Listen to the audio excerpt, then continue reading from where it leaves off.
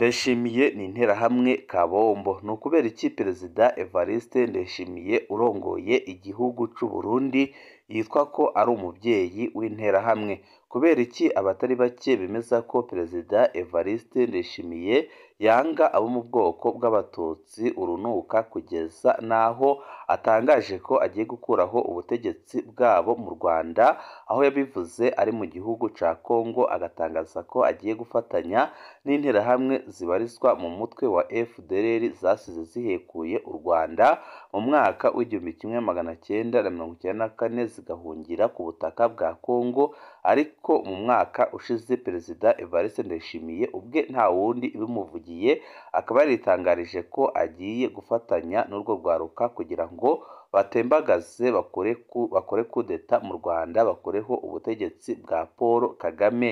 Koloneli Wiringoma aremeza ko Perezida Evariste Ndayishimiye urongoye igihugu c'u Burundi ari umuvyeyi w'interahamwe, ndetse akaba interahamwe kabombo kubera ibikorwa bigayitse kandi biteye isoni biriko biraba, ndetse bikaboneka ko abifisemwo uruhara rukomeye cane. Ese koko Ndayishimiye ni interahamwe kabombo? Abarundi, Abanyarwanda babibona gute kugira ngo bemeze ko Perezida Evariste Ndayishimiye koko yoba ari interahamwe? Ibikorwa bya Ndayishimiye se koko birerekana ko koko ari interahamwe? Kubera iki Ndayishimiye yahisemo gufata umurongo umeze gutya, mu gihe benshi bamubona nk'umugabo wijuje n'ijambo, umugabo uzi kumva impande zose, umugabo ushira mu gaciro, ariko uyu munsi akaba yarahindutse cyane, bikarangira asigaye ari we muvyeyi mukuru w'interahamwe zasize zihekuye u Rwanda mu mwaka w'1994. Byose nyine mugiye kubikurikira kuno muyoboro wa YouTube Shiramatsiko TV, ubashikiriza inkuru n'ibiganiro utaronka ahandi, dore ko amakuru yose muyagezwaho ku gihe kandi mukabwirwa amakuru mutakigera mwumva kumbonesha kure zo mu Burundi, kuko hariyo ikibazo gikomeye cane.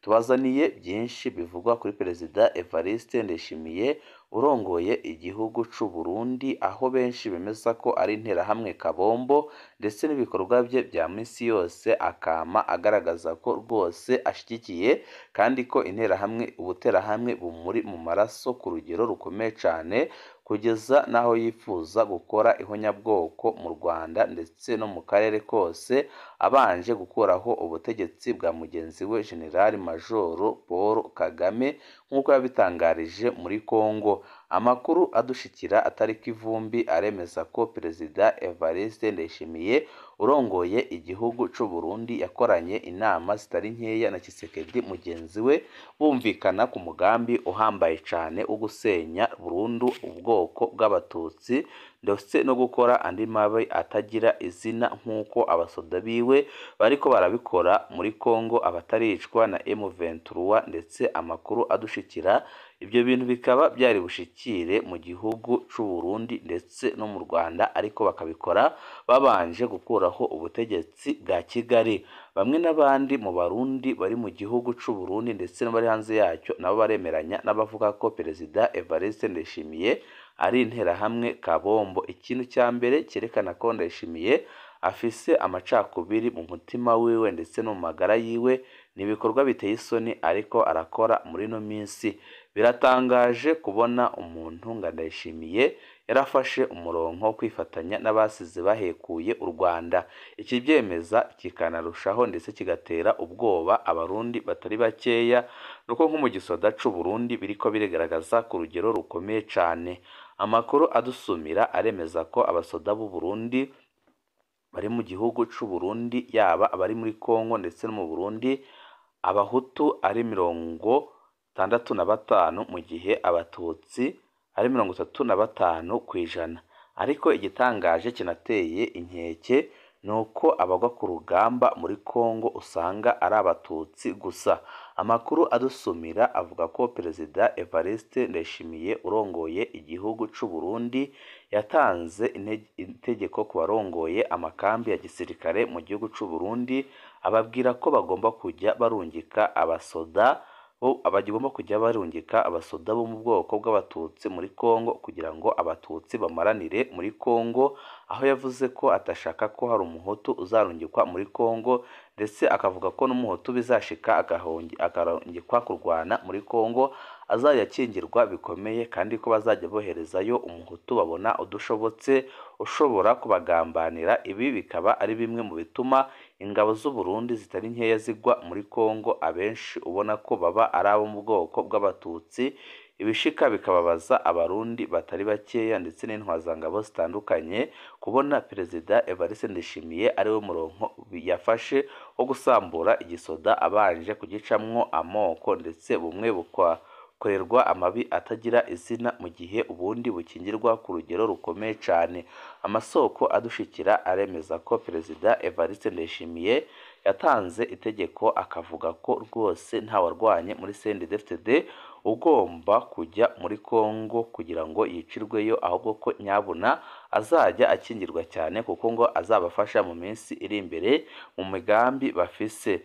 Ndetse amasoko yacu mu gisirikare cy'u Burundi akemeza ko Perezida Evariste Ndayishimiye yavuze ko nibishika bakohereza umuhutu muri Kongo nyabuna bazajya bareba ku bahoze muri FNL ya Gato Rwasa, akaba aribo barungikwa muri Kongo bakajya kwicirwayo kuko nabo abafata nk'ibihemu, ariko arabahirangereza kuzigira bagira CNDD-FDD boherezayo.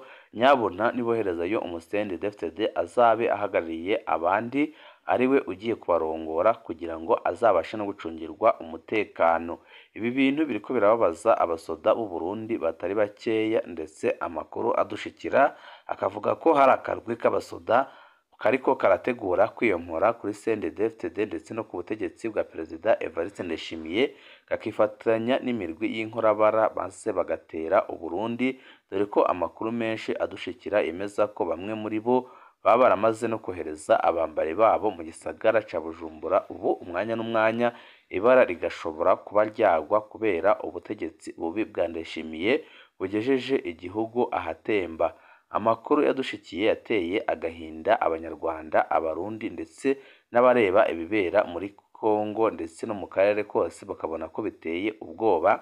N'amajambo aherutse gutangazwa na Perezida Evariste Ndayishimiye imbere y'abaserukira ibihugu byabo mu Burundi, aho yavuze amajambo akomeye, ariko bamwe mu bategetsi bakomeye cyane bo mu Burundi bagafata bimwe mu byo yavuze bakabikata, amaze bike bakaba ari byo bashira ku mbuga za Perezidanse y'u Burundi, ariko bikaza kurangira ako gace kagiye hanze bari bakaseho.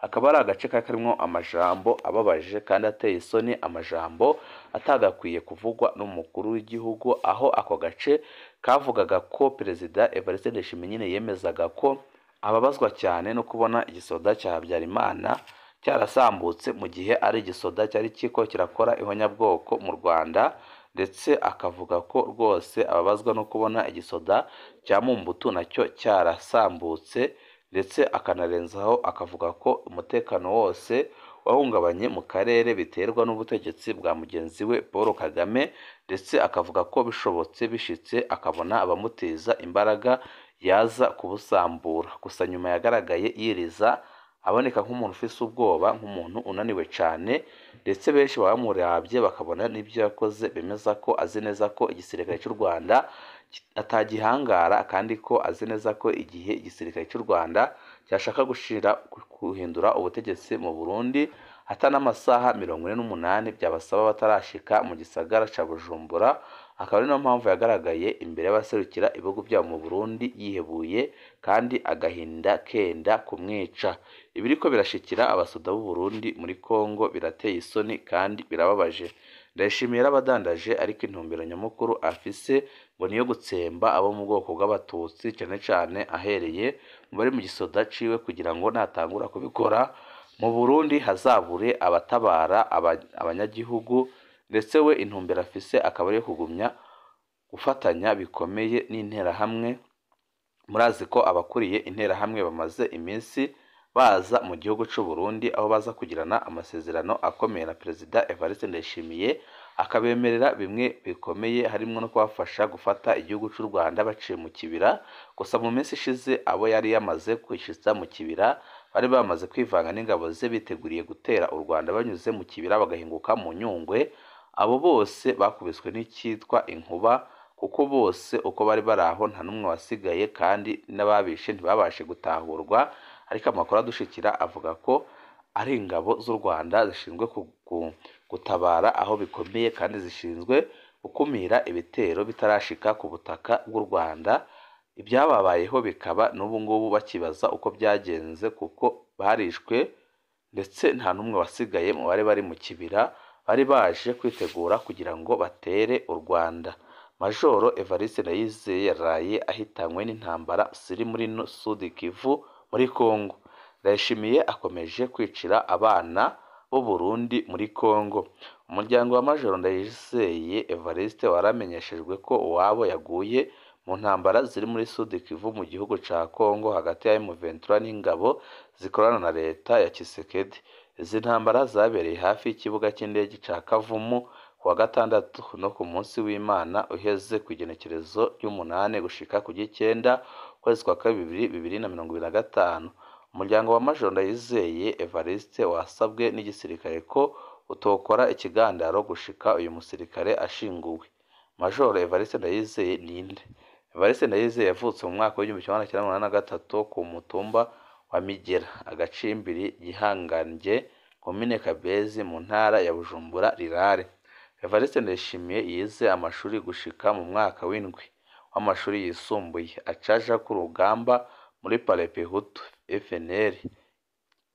Imwe twababwiraga mu ntango ko umuhutu ushitswe koherezwa muri Kongo kenshi aba ari mu FNL, kuko Ndayishimiye avuga ko abahutu atarabo gukomwakomwa, ahubwo ko nyabone abatutsi ari bagomba kujya kwicirwa muri Kongo kugira ngo nibatangira gukora ihonyabwoko mu Burundi hazabure gitabara ku batutsi. Yagiye ku rugamba akiri muto cyane ku buryo ubuzima bwiwe bwose busa n'ubwabaye ubwo kugwana. Yahavuye yinjira mu gisirikare cy'u Burundi aho FNL ihagarikiye intambara. Abamuzi bavuga ko Majoro Ndayizeye Evariste yari umusoda yarinda rwose, bamugereranya n'iyindi ntwazangabo yahoze muri FNL, Majoro Pascal Ngendakumana batazira Faraja, nawe yahitanywe n'intambara na za Nord Kivu muri Kigarama 2023. Abasoda batubwiye ko babuze kiremesha ku rugamba. Majoro Evariste Ndayishimiye abaye intwazangabo yo mu rwego rwo hejuru igira gatanu yahitanywe n'intambara ya M23. Kuva Perezida Ndayishimiye arungitse ingabo z'u Burundi kugwana na M23 muri Kongo, abasirikare b'u Burundi batari bake baramaze kuyipfiramo. Kenshi havugwa abasirikare bato bato mu rwego rw'intwazangabo zo mu rwego rwo hejuru officier super. Kugeza ubu hamaze kumenyekana abamajoro batanu bahitanywe n'iyi ngwano. Majoro Ernest Gashirahamwe yaguye muri Nord Kivu muri Munyonyo 2023. Majoro Onesphore Ndayiragije batazira Bigohe yaguye muri Nord Kivu muri Kigarama 2023. Majoro Pascal Ngendakumana batazira Flash yaguye muri Nord Kivu muri Kigarama 2023. Majoro Adrien Sindayihebura batazira Komboreke yaguye muri Nord Kivu ku igerekezo rya 30 ukwezi kwa mbere 2024. Majoro Evariste Ndayizeye aguye muri Sud Kivu muri Ruhuhuma 2025. Intambara zikomeye ziriko ziragerageza ikibuga c'indege ca Kavumu n'igisagara ca Bukavu. Izi ntambara zo mu mpera y'indwi iheze zabereye cane cane ahitwa Karehe, kilometero hafi 10 y'ikibuga c'indege gikomeye co muri Sud Kivu bita Airport de Kavumu. Abasirikare b'u Burundi bavuga ko bashoboye gusubiza inyuma igitero ca M23. Biboneka ko hano hashobora kubera intambara nk'izabereye ahitwa Ngungu muri Nord Kivu.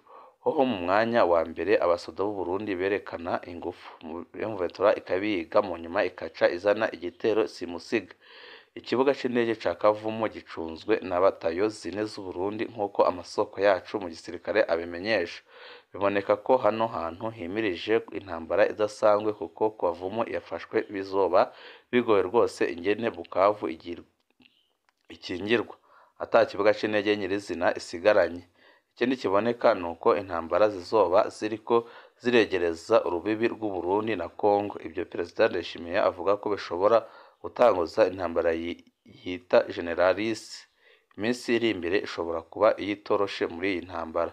Turahejeje umuryango wa Majoro Ndayizeye Evariste, Imana ihe ingufu abo azize muri bino bihe bitoroshe.